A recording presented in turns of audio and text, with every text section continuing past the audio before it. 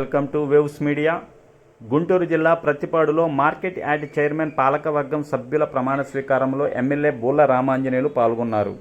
కూటమి ప్రభుత్వంలో భాగంగా యార్డు చైర్మన్ పదవిని జనసేన నాయకురాలు అమరేశ్వరి కేటాయించన్నారు.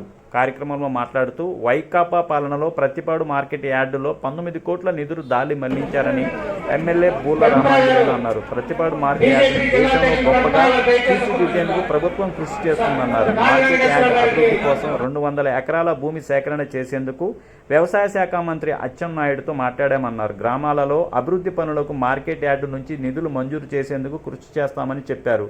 అనంతరం యార్డు పాలక సభ్యులు ప్రమాణ స్వీకారం చేశారు. ఈ కార్యక్రమంలో కూటమి సభ్యులు, నాయకులు పాల్గొన్నారు.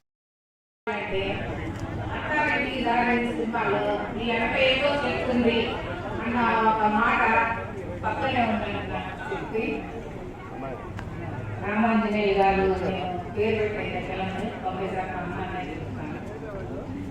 అన్నగారు నాకు ఈ అవకాశం ఈ ముందుండి ఎన్ని నడిపించడం జరిగింది.